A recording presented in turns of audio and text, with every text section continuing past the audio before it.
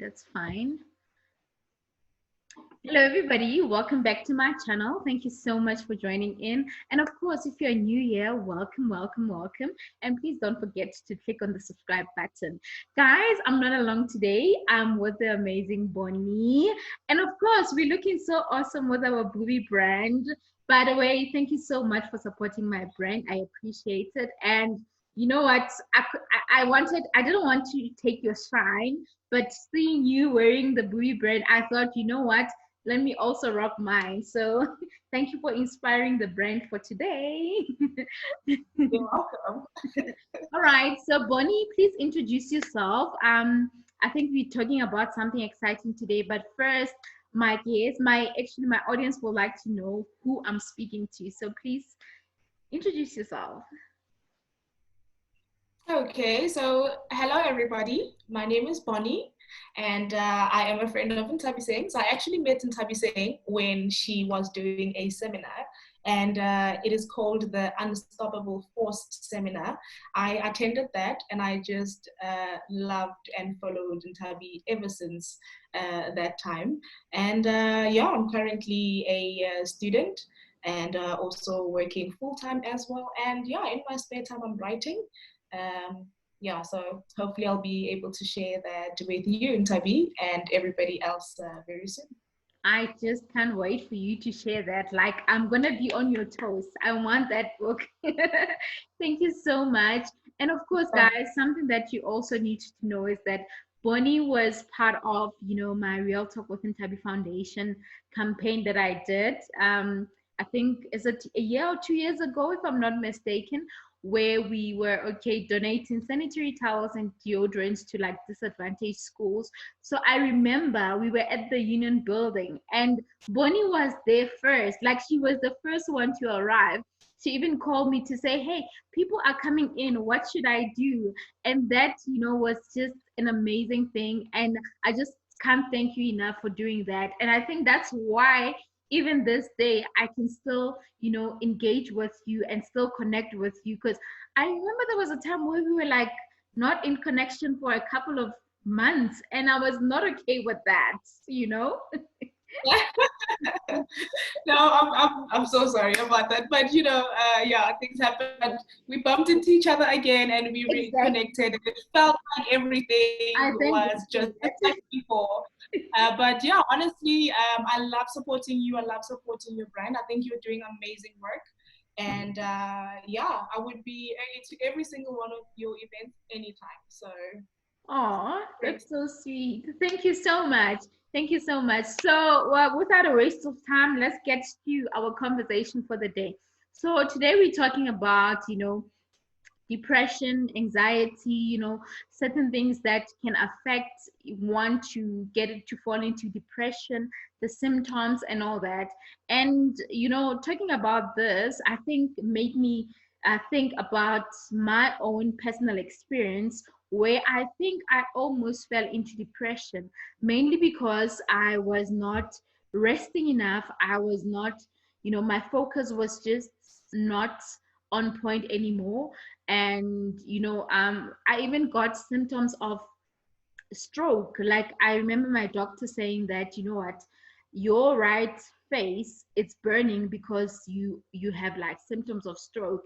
And that was like a wake up call to say, hey, this is actually real. So I had to like think of taking care of myself better. And anyway, it's not about me today. So Bonnie, I think you are here to break it down for us as to what depression is, what are the symptoms, and how can it be maybe prevented or be like people to be aware of it. So please break it down for us.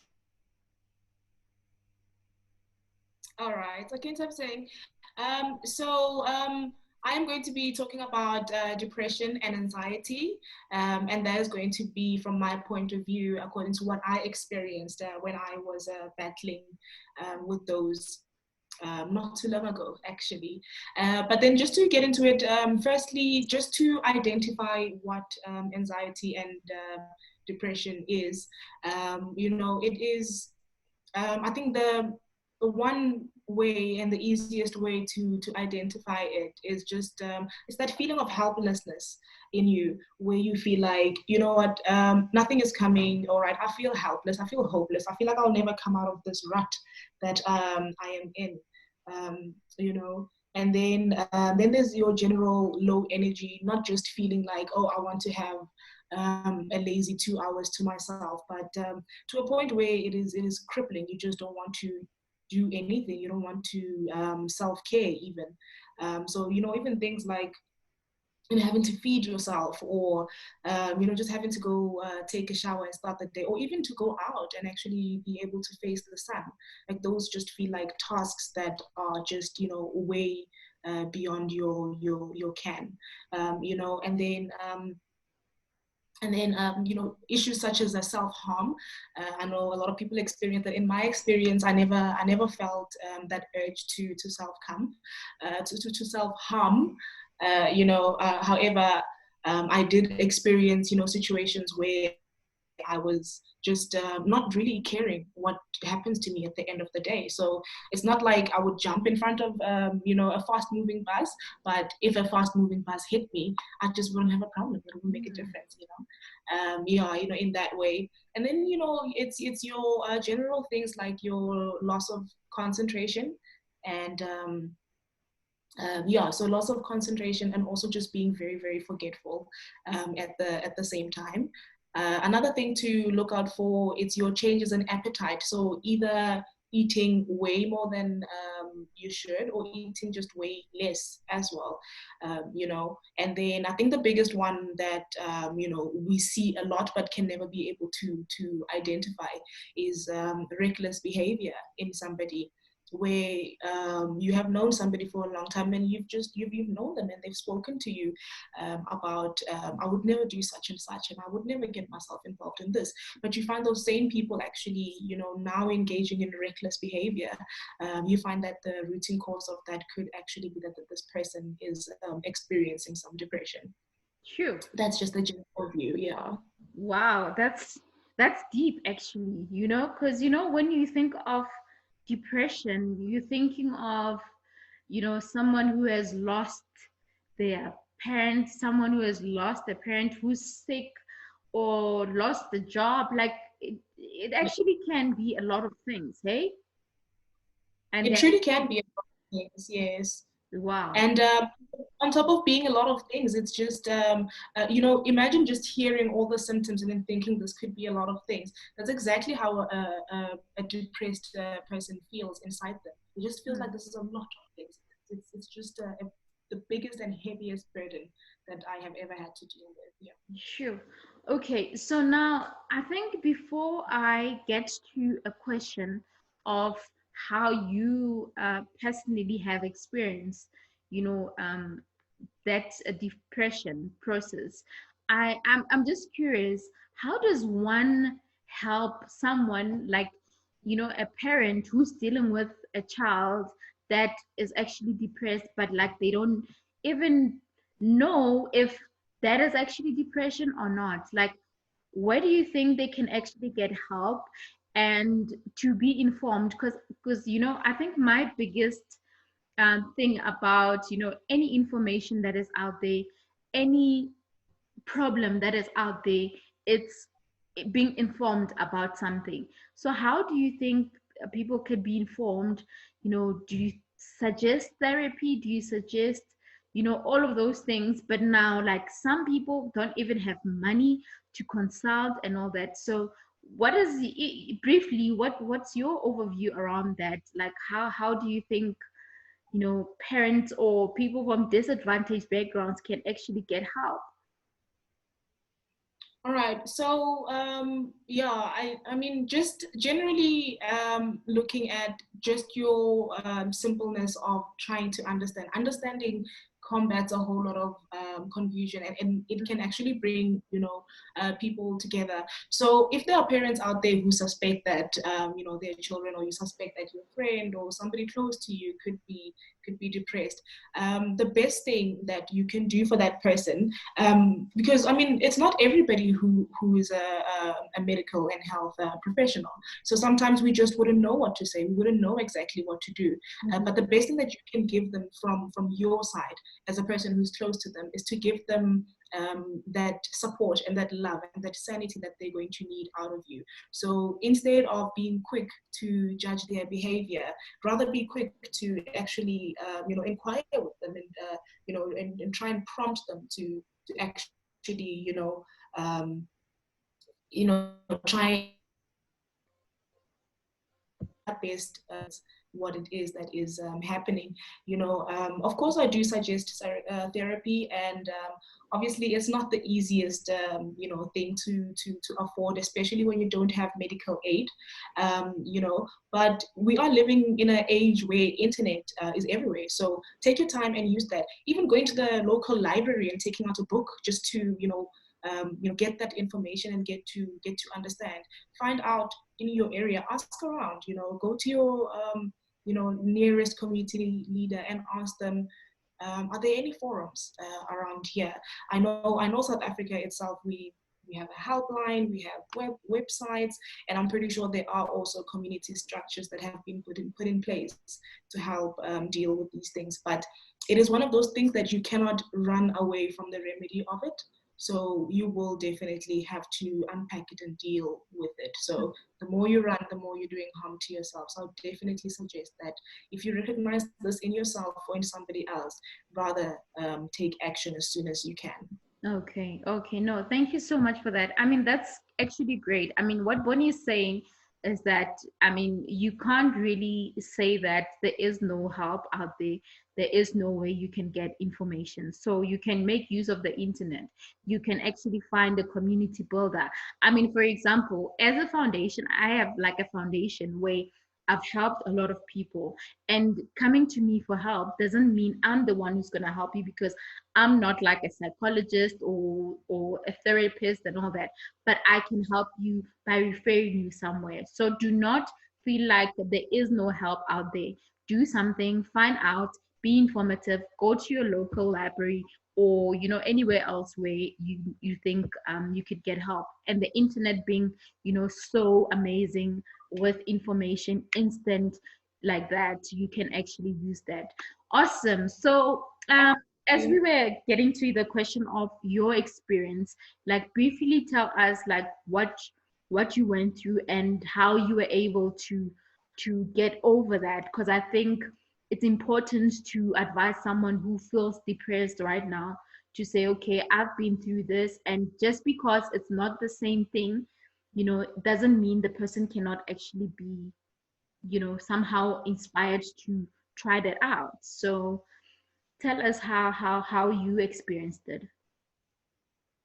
All right. So how I experienced depression and anxiety, it's so funny because I was actually very oblivious to it happening to me, this whole time. I was literally sitting in front of a psychologist who then told me that, listen, what you have is clinical depression. What you have is generalized anxiety disorder, and you not sleeping at night is actually due to insomnia, and for me at that time, I had already felt that there was something that is off balance inside of me, that I didn't feel like that person that I know myself to be. And luckily, I went out and I went and seeked, and tried to find out, exactly what it could be. And it's so funny because when I was diagnosed, these are words that I've heard of. I mean, ever since primary school, and they teach us about these things in school, but I could not identify it in myself at that, point in time. I just thought it's just a bunch of different symptoms that, have no correlation altogether. So that was my finding out, and how I came out of it. It was actually a very simple in the word, but not really in the process. But how I overcame it is that I was always looking for a solution. So within my helplessness and my hopelessness that I have been feeling for years, actually, without even realizing it at most points, is that I was always looking for a solution. So when I got there and then they told me that this is what you have, I went home and I Google searched what is depression. I actually read a whole journal on generalized anxiety disorder, just so I can try and understand. And I would say that for me was actually the most helping factor, because even somebody who was somewhat informed about general things in life, I still could not identify that within myself, that I could actually be depressed, I could actually be generally anxious. So for me to overcome is that when all hope was lost, I still just wanted a solution. So even the next time that I go to the psychologist, I'm looking for a solution, because I want to come out of this. And this is what sets apart people who stay within their depression and people who come out of their depression. And that the difference between those two people would be that the one who comes out of their depression, or at least gets it to a manageable level, are the people who actually, they want to get better. I have identified this thing in me. If there is a name for it, then there has to be a solution for it, somewhere, somehow. And that's what I started going after. I would sit there with my therapist, and I would, and when she's asking me what's going on, what is it about life, and I just say, you know what, I've broken that down to you the first day. Right now I want to do what they call CBT, which is cognitive behavioral therapy. I want steps, I want help on how to not feel like this anymore. And the other thing which also prompted me is that because of the severity of my mental state at that time of my diagnosis, I was put on, high schedule of sleeping pills, which were terrible, because you feel groggy the next morning. You don't feel so fantastic to take on the world like you would. The antidepressants were not good. The way I felt, I mean, I had never felt like that. How I felt when I took those pills, just like the side effects were not treating me well. And I just thought to myself, but I don't want to live like this. I don't want to live like this forever. So there has to be a change. And I went out to go look for that change, and then to go and find out. So it's just that one act that I can say has definitely saved my life. Just Mm. that seeking a solution. Wow. Okay. Sure. Okay. No, that's very informative. I mean, sure, it really must be one of the difficult thing one has to go through. But again, I love what you are saying in terms of taking that step. It's one thing realizing that you are not in good health or there's something wrong with you, but not doing anything about it. And I just want to say, what, big ups to you for doing that, because I could imagine what it could affect in your life, like what other things it could hold you back in terms of um actually For what I'm sure. trying to say is I could just imagine what the limitations it can bring from you doing the best in whatever you wish for due to that. But for that I just want to Yeah, say thank you. Yes, you want to say something? I would say, and those limitations are many, actually. To be honest with you, it can be limiting from just small scale everyday problems to actually large things that can affect you for the rest of your life. They affect the relationships that you have with people. They affect how you interact with the world. They can even affect things that are personal to you, such as your dreams. Yeah. So yes, it's a heavy impact. So it's always wise to then try and look for a way out of the maze. Okay. You know what?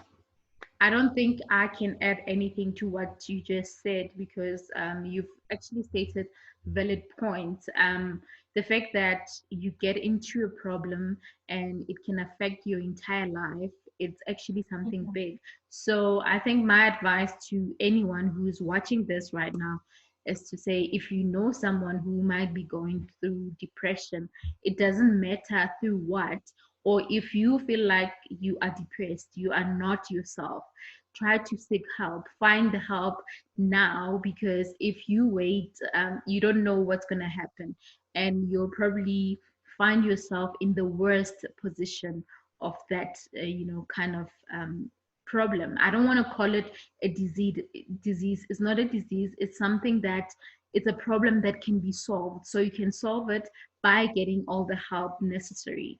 So I think we're about to wrap up. I just want to say thank you so much for sharing your story and obviously advising us on, some of the things that we should note and, pay attention to. I mean, like for example, I'm a sister to like two younger siblings that I feel like as they are growing, they might experience things in life, and who knows, they might have those kind of symptoms. And because of this video, I think I would definitely be more alert and pay attention to, a lot of things. So what is your last message to my audience before we wrap up the video?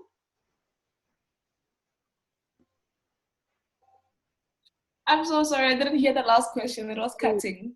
Okay, sorry about that. So I was just thanking you for obviously doing this interview with us.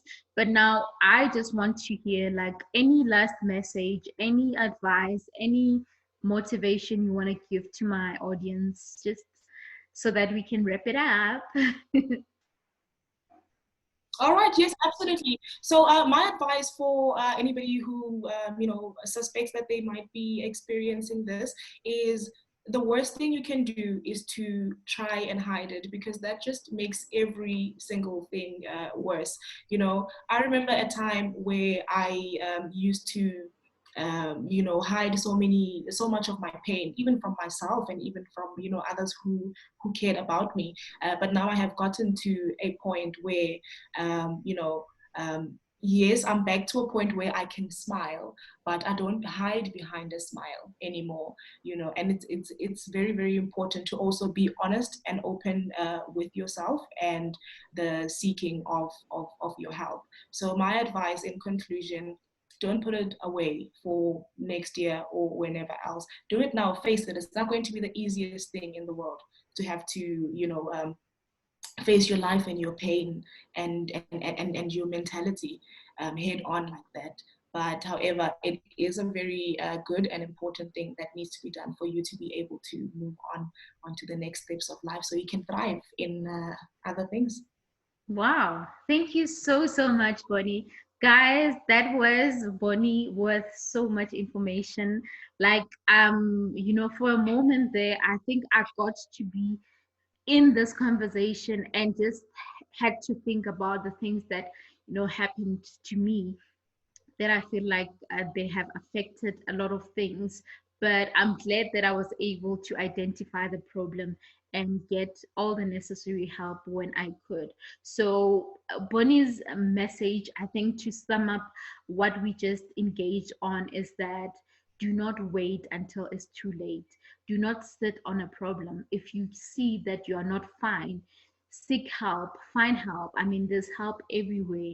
And more than anything, you need to take care of yourself and understand yourself. I think if you know yourself more, you will be able to identify certain things. Even when something wrong is happening, you will be able to get, that relevant assistance that you will need for your life.